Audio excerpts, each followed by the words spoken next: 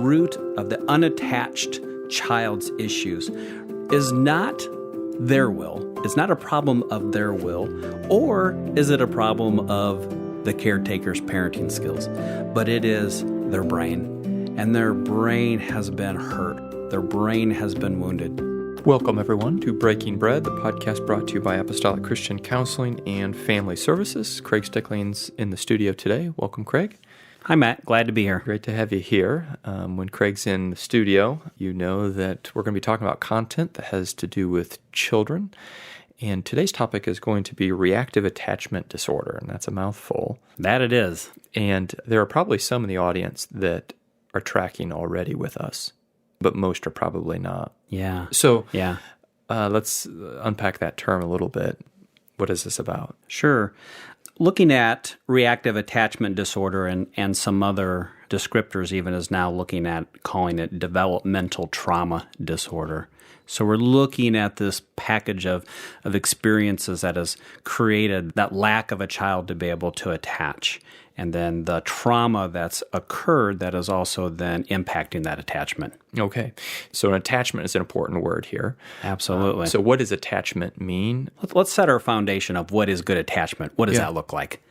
Starting off, attachment is that deep and lasting connection between a child and a caregiver established in the first 36 months of life.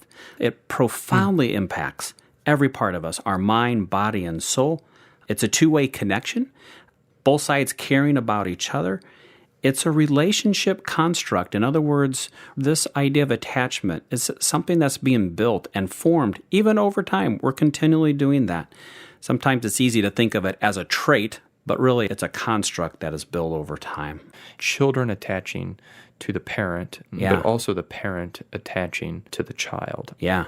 And this attachment is significant. Being able to have that healthy love and care and respect for each other. It's amazing as we look at this topic just how significant this ability to have attachment, which builds relationships. Some of the positive things that come out of that is that we're able to have appropriate and healthy self-worth and self-value. We're able to manage our impulses, our feelings, and we're able to build powerful relationships with others around us. So now that's, you mentioned those three things there that in my mind seem very separate from attachment, but what you're saying is there's a causal relationship between attachment being present and self-worth being impacted by that. Yeah. Is that true? It's all connected together. It's all woven. You know, we are fearfully and wonderfully made, and we are pretty complex human beings with all the different pieces, but they all are woven together in that. And would you say this is a natural process? That's why it goes without our notice in most cases? Yeah. And it occurs even in utero, that mom and her mindset toward the life within her and her care and protection of that. And then as it moves into the first 2 to 3 years in their life, how significant that happens and how beautifully it occurs. You know, a baby and even as she's close to her mom and whether feeding or being taken care of, that creates this proximity for them. And that first year that the child has a need, right, to be fed or diaper changed or cold or warm or scared, has a need, and it gives a reaction, right? It'll cry. I have a need, and I am now giving out a reaction. And then they get relief. Oh, mom comes, she picks me up, she feeds me, she takes care of me. So all of these very natural things of caring are building this attachment. Oh, right? Yes. Which I've often thought the human being is so pathetic in its youth, right? We cannot fend for ourselves. Right. I mean, you would think that being at the top of the food chain, we'd be off and running a bit quicker than what we are. You know, when you watch wildlife, right? We're not there, are we? Yeah, I mean, a calf is on its feet, you know? But it's interesting, the human being is rendered helpless for really a long time. Yeah. And I've never really thought about it before, except for now in the context of attachment. And is that perhaps what God is trying to work? Yeah. And as that grows, Matt, so you think of that little baby in year one, right? All these needs. Are they getting relief from those needs and the concerns? What happens when they cry and the struggles in that? And they start to learn that, wow, when I cry or upset, an adult comes, a mom comes, dad comes, and, they're okay. I get to start this process of an adult who comes, they take care, and they're okay, right? And then year number 2 comes and we move, they still have wants now, and they start to move into, and parents react to that, to their wants. And sometimes it's like, oh, okay, yeah, here's a toy, I'll give you play. But usually year 2, the child starts to understand that parents are going to be giving boundaries, and that means the word no. And then the child reacts to that no. And there's this exchange and care that's being built to the child that these adults around me are protecting. They care for me, right? And that builds that sense of trust.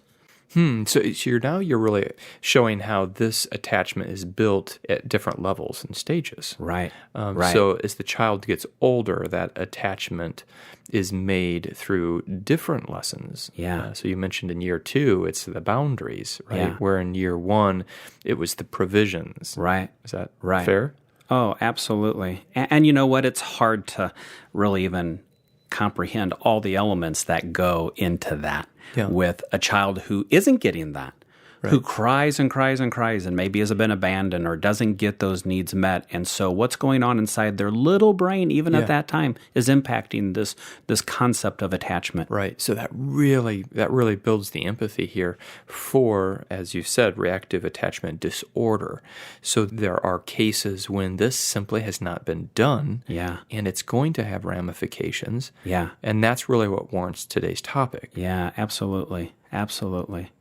A clarifying, because usually when this phrase comes up, and I remember been in the school district a long time, and this was a pretty hot topic 20 years ago as it came up and they were starting to try to understand, especially kids that have come through foster care or the adoption process. And it's a great clarifier to say that foster care and adoption, they do not cause reactive attachment disorder. Mm-hmm. Sometimes it's easy to lump all of those in there, but kids that have come through some of that, their susceptibleness to the trauma and the issues sometimes put them in a higher category. Yeah, put them at higher risk here. Yeah. So really what you're saying here too, and a lot of our audience is very much involved in foster care, very much involved in adoption. And we've seen tremendous growth and awareness in this area in the last 20 years. And it's such a beautiful visual of the gospel when we see young children brought into families who are orphaned, right? But not without challenges. Not without. And you and I don't need to state that. Yeah. So provide that articulation of what this is and how we can process some of the difficulties that parents and children experience. And then ultimately would love to hear on therapy, or how do we move forward, right? Yeah, what do we get to do? Well, let's kind of take the textbook here and take a page there out of the definition and just looking at this reactive attachment element. And it's a complex psychiatric condition that affects young children, characterized by serious problems in the emotional attachment to others. It's usually present by age 5, but people close to these kids start to notice these symptoms by their first birthday. And some of those symptoms are that detached and unresponsive behavior, difficulty being comforted, preoccupied and or defiant behavior, and an inhibition or a lack of restraint, right, for inappropriate closeness with strangers. Just some interesting pieces. There's a longer list of symptoms. Maybe we'll talk about that later. But how does that impact? How does that impact the kids? That attachment disorder is a result of a break in that connection for that child with that caretaker, the mom or dad or the person that's there for them. So boom, we look at difficulties forming lasting and loving relationships. They fail to develop a conscience or learn to trust. And, this is the huge one. They do not allow people to be in control of them due to trust issues. And so you connect that dot back to, I'm a little baby and I'm crying because I'm hungry. I cry and I cry and I cry. And the more I cry, the more my brain is releasing that stress hormone, and it just creates this sense of, I'm never going to be taken care of. Yeah, and I think you dropped the term trauma early on, and we've talked about trauma in the past on podcasts, and it really does sound like that this is fallout of some early trauma in a young person's life. Yeah. Which makes a lot of sense, right? When adoptions happen at 2 or 3 or 4 years old, right? Some of those early years are a bit unknown. Yeah. Yeah. Some things that, Matt, that we can kind of share that maybe give us a framework of, okay, so what are some things that maybe are impacting this issue of trauma that then is impacting a child's ability to attach? This isn't a causal list, and it doesn't automatically mean, and there's stories and situations of kids that have had these and haven't suffered from attachment. And there's stories of kids that have maybe had a lot less, but they've still struggled. So there's a unique kind of range here, but just some general elements to consider is you think of the in utero where the mom did not want the baby at all, and what is going on in her brain and the stress in her, and that even connecting with a child in utero. Some of the trauma that can occur in utero, either through physical abuse or even some other environmental situations. Emotional, now for the little baby, that emotional or physical trauma, abuse and neglect, obviously, those are huge things. A maternal separation. Maybe mom died early, or maybe mom had a sickness or an illness, or the baby had a prolonged medical condition that kept them just in the hospital over and over and over. Poor daycare, poor parenting, repeated moves, those all can factor into this picture of that attachment being formed. Yeah. And I think you've painted with some colors that we can recognize. You've talked about some symptoms, right? What put you onto this trail? Where did you learn about this? And share some of that story. Yeah, great question. I love learning from other parents, and this really kind of was something that was presented to me by a parent of someone who was doing a lot of foster care with kids. And the concept resonated because working in the school district, we have seen kids that come through with this attachment struggle, the difficulty to trust adults and the defiance. So we see that little spectrum in the school. They don't come with a label on their forehead that says, hey, I have attachment disorder or I had early trauma. So we don't see that piece, but we see some of the symptoms.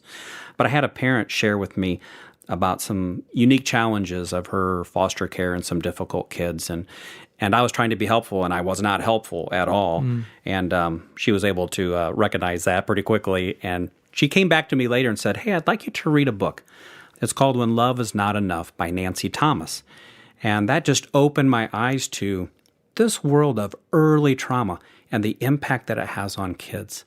And so I've loved that book and being able to reference the uniqueness of working with kids, and that there is a uniqueness to it. And we sometimes have to throw out the parenting 101 because these kids are not coming from that same level.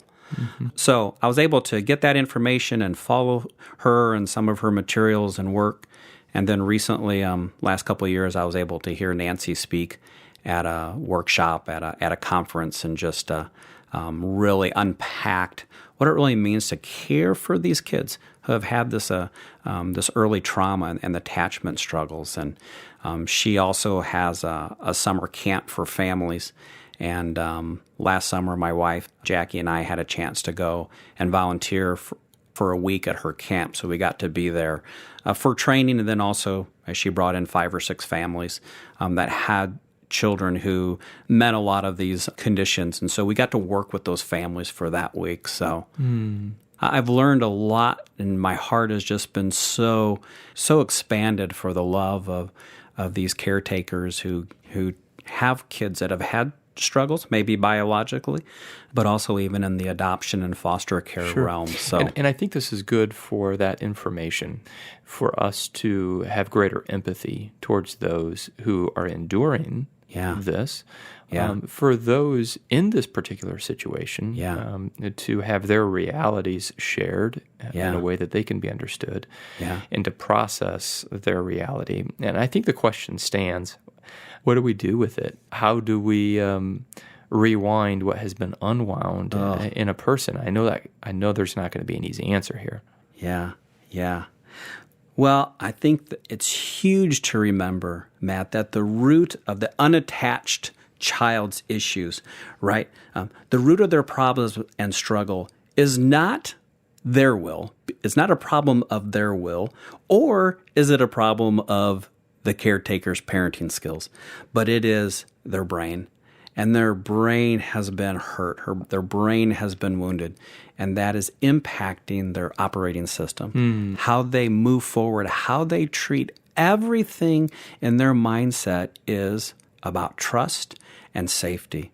And so they are like that gazelle on the Sahara Desert, being pursued. And they are constantly under threat. They are constantly on guard. So that base part of their brain, right? Fight, flight, freeze, that's always operating. That is always operating. And when that is operating, then the thinking part of the brain, boy, that good logical piece, that part is shutting down. So you ask a child to think about their behavior, and that only makes them more anxious. Their emotional part of their brain shuts down. They have attachment trauma. So people are going to seem threatening to them. And so we keep trying to react to them the way that it would work normally with most kids who have healthy attachment. And when we do, we exasperate the problem. It's all about driving the anxiety, right? So you really placed your finger on some important wherewithal that before we talk about what we should do or even solutions, we need to understand what's happening at the brain level. Yeah. And that will give you an idea about the complexity. Yeah. It will help answer the questions as why this young child is reacting in the way that they are reacting. I remember it was been many years ago, Matt. I remember talking to a dad, and they had done some adopting, and they had some that things just went really well, but they had a particular young man, a son that they had adopted, and he just was heartbroken. He just felt, man, as godly Christian mom and dads, we can love this kid and give them a good environment and give them opportunities. And the child just struggled and never connected. And the dad was reflecting on this sense of we failed. We have let him down.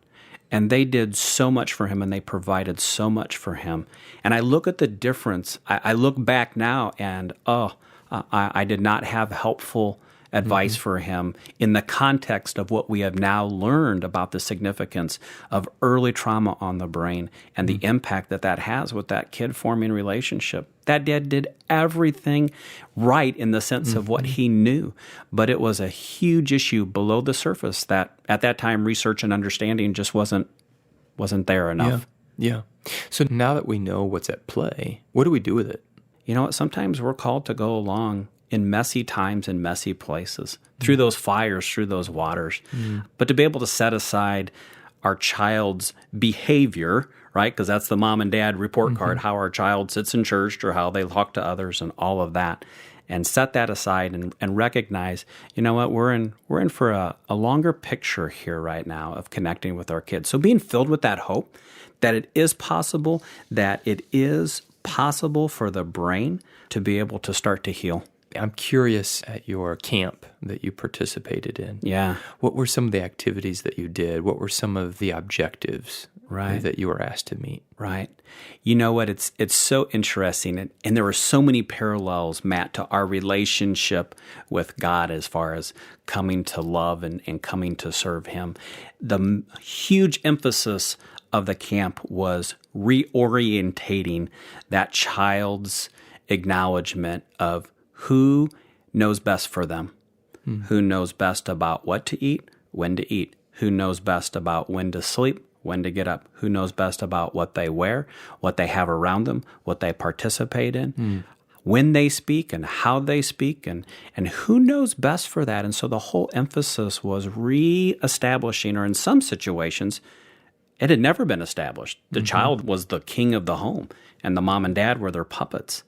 But to establish that connection of mom and dad know best for them, and that it starts now with learning how to acknowledge mom and dad. So it sounds like you're rewriting the script. Since you mentioned that this is brain, this is in the brain, this trauma has done some hard wiring, then you are going in and rewriting some of the script that their brains are saying. So you mentioned security, right, and trust being at the center here. And so what I hear, and you say those examples and saying, okay, mom and dad are safe, and they know best how to keep you safe.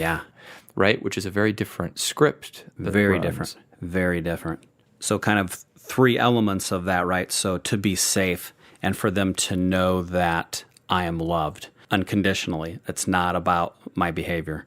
And then also that sense of being cared for by a strong parent, by a strong caregiver, one who is confident, even if we have to fake it sometimes, and is able to withstand that child's tricks and annoyances, right? So that child is always in the sense of, again, they're being driven by anxiety, they're being driven by a lack of trust, and they've never been able to attach to feel that and allow themselves to feel and sense that. So they're always suspicious of everyone. And so that relationship with their parent, even though the parent says over and over, I love you, I care about you, they're suspicious of that because they're like, how do I know you're going to be there? Well, that was my question. I'm sure it's not as easy as, oh, I'll make this clear, I love you. Yeah. And by the way, mom and dad knows what's best for you. Right. And we are safe. Right. And we're going to look out for you, right?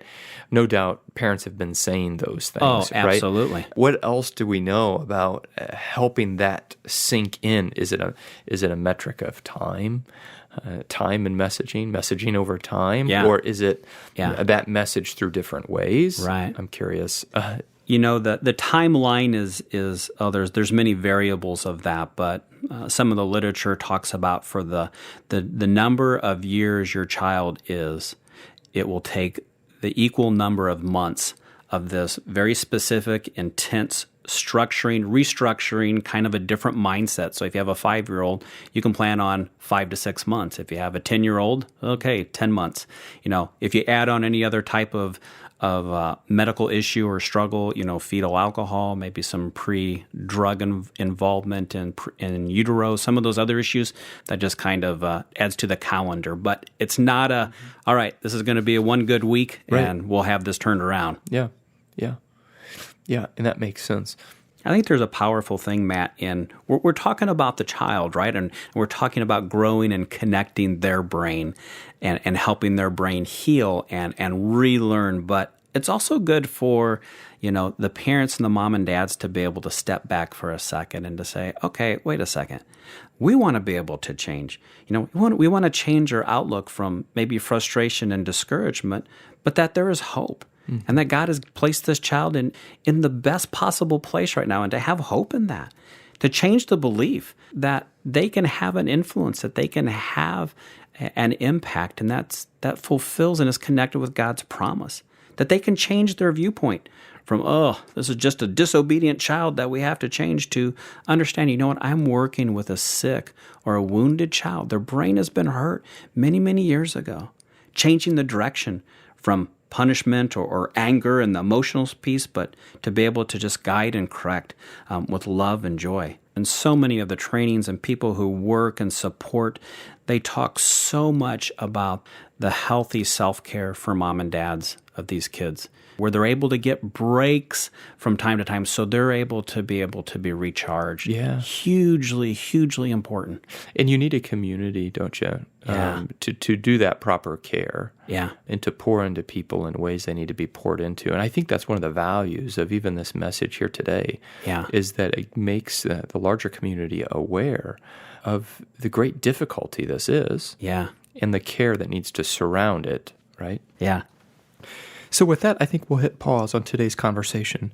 Hopefully now, attachment disorder makes a whole lot more sense. But there's more to be said. When we return, you'll hear Craig field some specific questions about attachment disorder. And we're also going to see God's heart on the matter. I think you will be blessed. So thanks for being with us. Goodbye.